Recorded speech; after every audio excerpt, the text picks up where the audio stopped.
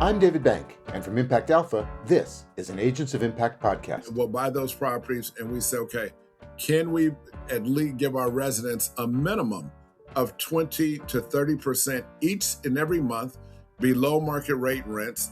And can we provide a current return to investors that to be competitive in this space that is above market rate?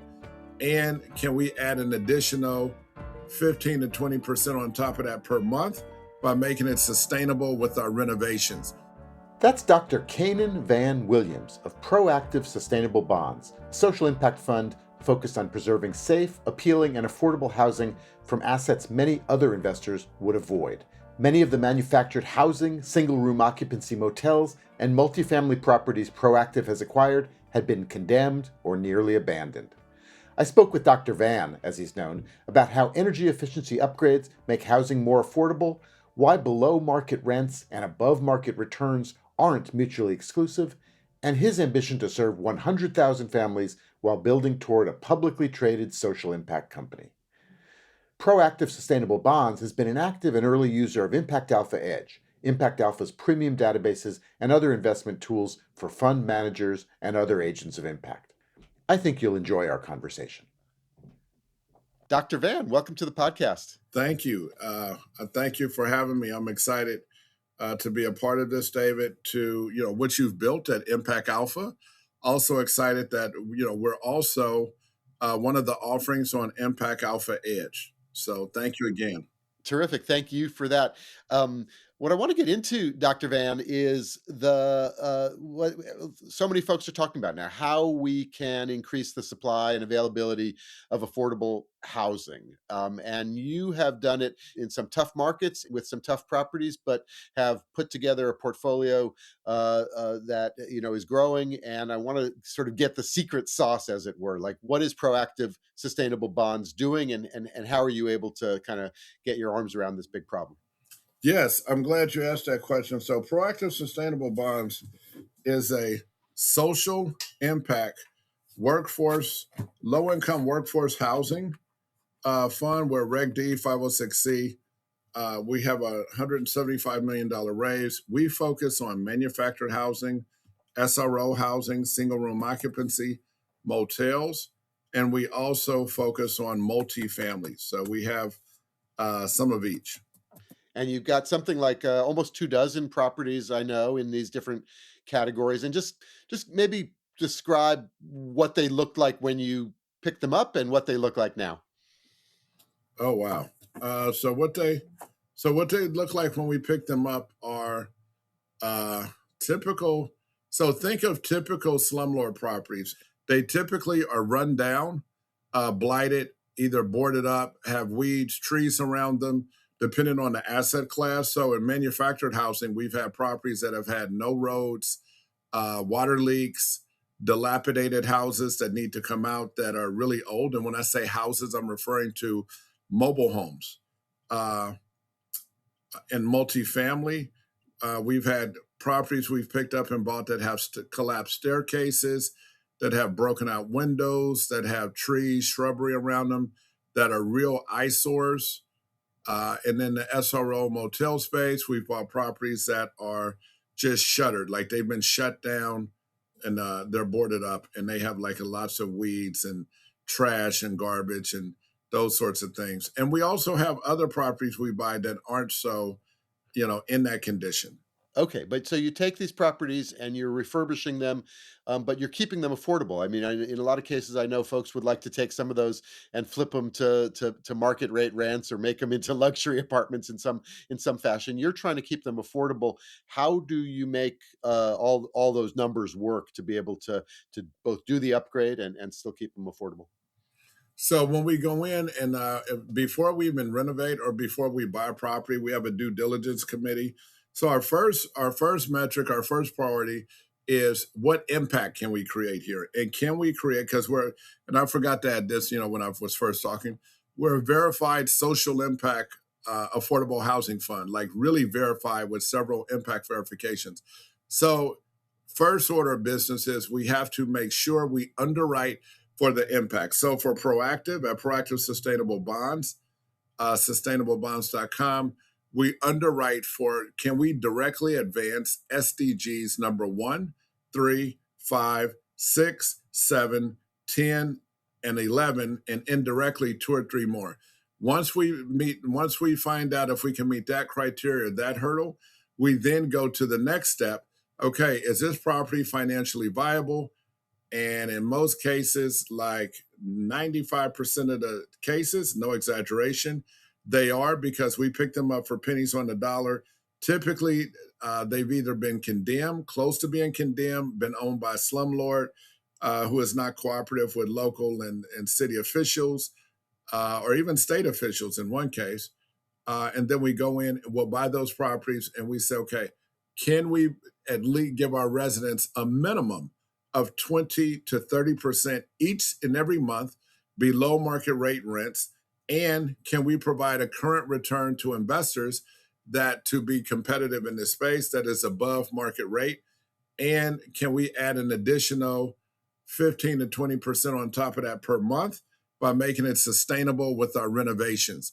Because it doesn't help to give a person rent that they can afford, or that, that's very affordable, and they're energy poor. All their money's going out the door on energy bills now. And so you're making them energy efficient with good windows, good insulation, Yes. and that both makes them more comfortable, I know, but also makes them more affordable with your energy bills. So with all that, you're incurring some expenses, and yet you're still able to keep them below market. So again, what's the secret sauce? The secret sauce is our intention. So back in 2022, we had a press release. So we sold a property. We typically don't sell. We sold a property to publicly traded UMH, which is a 100% affordable housing REIT. We bought the property for $1.2 million. We sold it to them for $5.2 million, only because they were a sustainable, affordable housing group. We had developers who offered us, one guy even offered as much as 8 million. However, they wanted to displace residents and that sort of thing. Our secret sauce is our intention. So when we sold that property, I was interviewed by a few news media outlets, because the property I went into at 100 Banashee Circle, Orangeburg, South Carolina, which was had high poverty rates, very low income. I was interviewed, and they kind of asked me, like, they didn't say secret sauce, but they're like, how do you, like, what is a secret to your success? I said a secret to our success, and in this case, to the secret sauce, is that we come in with the right intention. So in the press release, it was, I referred to as Oprah Gail Winfrey, and Sam Zell as two of my driving forces. However, I'd be remiss if I didn't say if I didn't name one of my major driving sources, aside from God, is Warren Buffett, who's a value investor. He says you buy stuff when it's on sale. And I really internalized that. Oprah Winfrey, I internalized from her the intention of service. Not everybody can be great, but everybody can serve. And there's greatness in serving. And this is what you do before you leave Earth. Sam Zell at that time had a phrase called grave dancer. And grave dancer was that you buy these abandoned or blighted or empty properties, for pennies on the dollar. You breathe life into them, and, they're thriving. So I got to personally meet with Sam Zell, believe it or not, end of 2022. And he gave me the term fallen angels, that these are now fallen angels, because you're housing people, creating safe havens, and you're giving people savings on rent. So secret sauce is the intention. It has to be a NOAA property, naturally occurring affordable housing. Another thing, it has to be off market and have a strong rental demand, and a social demand, and an impact demand. So I think Fallen Angels sounds a little better than grave dancing. So, Yes, by far. all right. Well, so I'm interested in your story. One of your several books that you've published is called "The Affordable Housing Multimillionaire: Invest with Meaning, Create Housing Security, and Generate Consistent Cash Flow." So tell us a little bit about your own story and how you came to this work. Oh boy, a little bit about my own story. So I have a doctorate degree in psychology. I grew up in Oakland, California, in the Bay Area. I had a mom my mom and dad divorced when I was just a baby. not even 1 years old. And I came to do this work. A lot of it is personal experience. It is, uh, my mom was not diagnosed with bipolar disorder until I was like 10 or 11. And as a result of that, and let me back up a little bit, I was raised by people from the deep South that came to California for better opportunities. And being raised by those people, I had a really strong work ethic from the time I could walk. I remember just working. I even had, I don't know if you know what this is, David. I had a washboard, and on the back porch. I grew up in North Oakland in the house. Grew up in a working class neighborhood, but I had a washboard that you wash clothes. You put them on the line so they can dry. Rinse them, put them on the line so they can dry. Go to the grocery store, make a bill of groceries. Like I had all these a ton of responsibilities. So by the time I was 8 or 9, it's just like I was so far ahead of my years. And my mom, because she wasn't diagnosed with the bipolar, now I spent time in and out of the system, group homes, foster homes at different times, especially when she was hospitalized for a couple months. Because mind you, most of my relatives were older because my mom had me at 14. So April 19th, my mom was 14. I was born. May 19th, she turned 15. So I had all of her great great aunts, uncles, all of these different people that just was, just the fabric of my being. And so some of them who were older, my mom had these episodes. Then, social services. I had a social worker. Her name was Miss Worthington on 4th and Broadway in Oakland, as long as I can remember. And it was really big deal. And I emphasize that at that age, I think I was like 6 or 7. But I remember her just as plain, like I'm looking at you. And her name was Miss Worthington, was her last name. And most kids that age don't remember such a big name. Uh, so I spent some time in and out of that system. Once my mom was, finally diagnosed, got on the right medications, I was about 10 or 11, and she just really thrived. She did well. She had great jobs and all of that. I had a brother so I'm the only child for 8 years. Then my mom had another son, and who was mostly my responsibility. Again, that Southern type upbringing. And he passed away in September of 2019. I believe it was COVID. It wasn't announced to him, but drug addiction, homelessness. He had lived in a tent. I remember I even had bought him a motor home at one point to drive around. Like I did everything I possibly could. And in the end, I just finally realized that this was his life. I grew up partially in some Section 8 housing with my aunt in Berkeley, which Berkeley was a saving grace. She lived across the street from a park called James Kinney Park. She lived at 906 Delaware Street. So if you Google it, you can see the park directly across the street. The park provided meals, resources, after school, before school, summertime stuff, wintertime stuff, weekend stuff, activities and food and lunches. Some weekends she'd be off drinking with her boyfriend and, would leave us at home for a few days at a time. However, the park was a saving grace. So my mission for social impact in affordable housing comes from that. Also, I had asthma really bad growing up. Once my mom was stable, she was working. She had to file bankruptcy twice. Health insurance wasn't so great back then. And so we had challenges in housing. So you have what I think folks now shorthand as lived experience. Yes. But fast forward to your first real estate deal, and how you came to now be the affordable housing multimillionaire. Yes, sir. I'm glad you asked that question. So my first real estate deal. So in quick background, this is my 27th year in real estate and going on my 7th year as a fund manager. So I started April of 1999. First deal was I knew nothing. So I grew up in a house that's just like, hey, graduate, walk the stage, high school, and that was it. Dropped out in the 11th grade, went back when I was like 20, got a GED. And later on, about 28 or 29, a light bulb went off and says, okay, what are you doing? So I went back, started with an AA, and worked my way all the way to a doctorate degree in psychology. First real estate deal. I had some money saved. I had an aunt who passed away. Actually, it was my great grandmother's sister that I did in-home care for. And her and I were just so close. Like, oh my gosh, just like she had no kids and she was just my favorite. I'd go over after high school, spend time with her. She got me back in church. And which is another story. However, she is the thread that has me to where I am today. And that's another story. So my first real estate deal, I went to rent an apartment. No, I take that back. I bought a house first, 3621 McBride in Richmond, California, which is, a couple cities over from Oakland. And my mom was going through a spell of depression. As most people know who have people in their family that have any kind of mental challenges or mental illness, they don't always take their medication as they should. And so at that time, my mom was medicating with alcohol. She would take her medicine sporadically.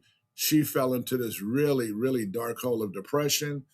And I can remember telling her, I said, Mom, I'm going to buy you a house because she was living with my grandmother at the time and it was really rough. And, she just cursed me out from A to Z. She says, oh, you can't buy a house. Her and my stepdad, were married at the time and he was a garbage man for city of Berkeley, making good money. She says, you can't buy a house. You can't do this and do that and blah, blah, blah. I says, okay. Read an article in the newspaper, Coming King Church out of, I think it was out of Antioch at that time. And they had this Nehemiah financing, put $1,000 down. You can buy a house. I called them up. I knew nothing about real estate, didn't have a clue. It could have been a scam, but I called them up and by the grace of God, they walked me through the whole process, put my $1,000 down, got my mom a house. So fast forward. So right after that, I says, I still need a place to live myself. I go to rent an apartment. When I go to rent an apartment, it was kind of run down. It was 5 units. The guy in the unit I was I was interested in, he says, the guy's selling the building. He's selling it. And something in me says, what's his phone number? Who is he? He gives me the phone number, the information. I call him up. He's an older retired Oakland firefighter. Julian Camo was his name, and 860 55th Street was the first property in Oakland. I bought 5 units, as a commercial property. I bought my mom a place to live. That's a different story. And I call him up and I says, I'm interested, in buying the building. And he says, okay. He say, boy, how much you got down? And I says, well, how much do I need? He says, give me 20,000 and we're going to wrap the loan, which I knew what none of those terms meant. I said, okay. And so he calls me back 2 days later. He says, look, do you have a real estate? What's going on? And I says, no. He says, okay, write this number down. Not number. He was from the South. So I wrote down the number and I called the agent, Dave Sanderson, who now lectures and does stuff. He's at Better Homes. And the rest is history. I bought the building on a wrap, 5 units. And at that time, really quick, there was like in my mind, there was no name for what I was doing. There were residents who lived there, and I made a lot of improvements. I put a new roof on a place, and did a lot of interior stuff, and learn. And they were like, "Are you going to raise the rent?" And I was just like, "No," and I'm keep it reasonable. One lady's a bus driver, a single mom, disabled person, some other person, and that is when my real estate career began, April of '99, and my career in social impact, although it did not have a name at that time. Naturally occurring social impact in some sense, Oh in yeah. the same way as naturally occurring affordable housing. And so then you bought some properties, and then, as you say, you've become a fund manager. So tell us about proactive sustainable bonds. Oh, wow. Good question. So, Proactive Sustainable Bonds is a Reg D 506C fund. It's current income. It's sustainable. We have several impact verifications for any listeners that are interested. As I said, we're on Impact Alpha Edge. Also, Canaan Williams. I'm on LinkedIn. Our fund is a Reg D 506C fund. And this is actually our second fund. The first fund was the Proactive Realty Income Fund, LLC. This is the Proactive Realty Income Fund 2, LLC, which issues proactive sustainable bonds because we have Sustainalytics, we have impact reports, and sustainability and affordable housing reports from Morningstar Sustainalytics for SPO and also for green bond, green loan, sustainable finance. And this is a fixed income vehicle that helps you raise the capital you need for your acquisitions. And what? But just tell us, like, why would investors be interested in it? So current income, I'm 7.5 million invested in the fund. We have a proven track record. We have verifiable impact. We have a third party due diligence report from a law firm. We have 22 properties, and currently investment that comes in is to stabilize the portfolio. We have a 2 or 3 year hold, not those long 5, 6, 7 years. We pay above market rate returns. We're between 9 and 45%, depending on the investment tier. And so, Dr. Van, as you raise this fund, what are your aspirations? What are you hoping to do with the capital here? What's the big plan? Okay, so typical use of proceeds is funds come in, and for your viewers, well, for your listeners, if they request information or go on our website or send us an email at invest@sustainablebonds.com. Uh, so our typical use of proceeds is that we work on our current portfolio. So that's why our minimum is so low. It's for and small disclaimer, it's for accredited investors. Please read the PPM, and our investment tiers start at 20K because we have a current portfolio of properties that we're stabilizing in one form or another, so that we can go out. We are 100% affordable housing fund. So our typical use of proceeds is we a very small amount, maybe 10, 15%, goes to pay down our high interest bridge debt. Then we do renovations, activate units, infrastructure, utilities, amenities, reserves, and contingency, any code compliance for properties that we buy. So it's primarily to increase the cash flow, the debt service. For real estate investors who understand it, it's the debt service coverage ratio, which is very important in real estate. And we keep a very low loan to value. So our entire portfolio hovers right around between 46 and 48% LTV. We're looking to take out high interest debt as we stabilize, refinance properties, and continue to directly advance our impact, which we renew every year. And what does this mean, for the folks, the tenants, the residents in these properties? Like what changes for them under Proactive's ownership or management of their properties? Sustainability. So sustainability in the energy efficiency, the monthly cost savings benefits, having a safe, decent place to live.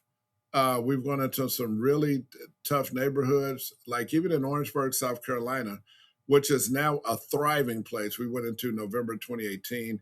They were going to condemn this one property, 39 acres, 187 spaces.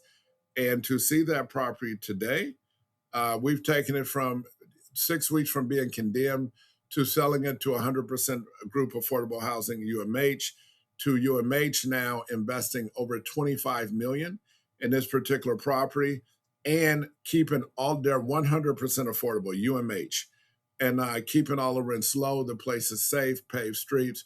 Like they've really taken a torch, continued the work that we're doing. So our goal is we typically don't sell properties unless we sell to, they have to be a vetted 100% affordable housing group that's verifiable. And so it means the residents can live in a place for a long period of time and have durable impact, not just 1 or 2 years, but like really durable impact that they can start to plan around. Maybe they want to go back to school for more training. They want to get a better job. They want to go to college in the evening. And the cost, we talked about housing affordability. The cost of not knowing prevents people from doing so much stuff in life. And just for you personally now, with your own background and now the work you've done, what's most satisfying, or what's most meaningful to you? Oh, for me, my residents. So just like my residents, it's like and not to get too spiritual on you. For me, I'm a believer. I'm Christian. That's my belief. Our properties are for all faith, all races, all backgrounds. Long as you're not dangerous, you're going to follow the rules, that sort of thing. We have properties in rural areas, city areas. However, what it means for me is satisfaction. Is Matthew 6:33. Seek ye first the kingdom of God. All these things will be added unto you. It's an impact first, and it's very satisfying. Is it a lot of work? Goodness grief.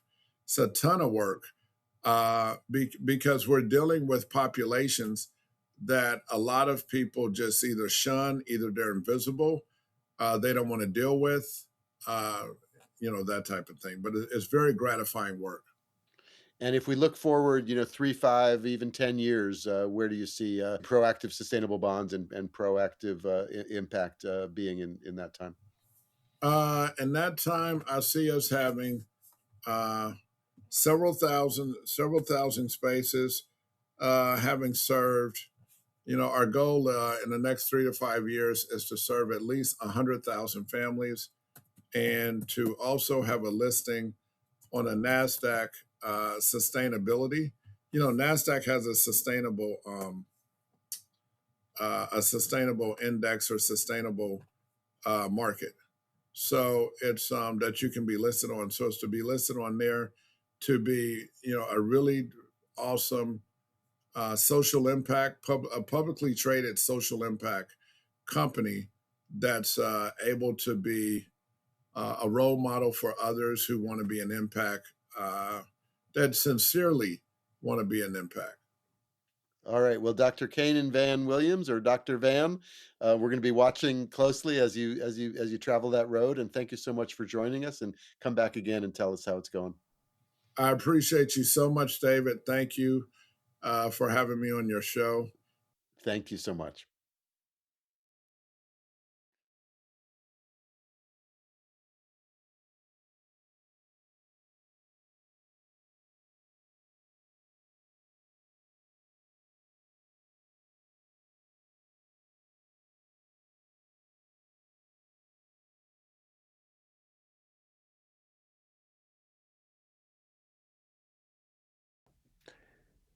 That's going to do it for this Agents of Impact podcast. Big thanks to Dr. Van, to our producer Isaac Silk, to the whole team at Impact Alpha, and to all of you Agents of Impact, with deep gratitude for all that you do.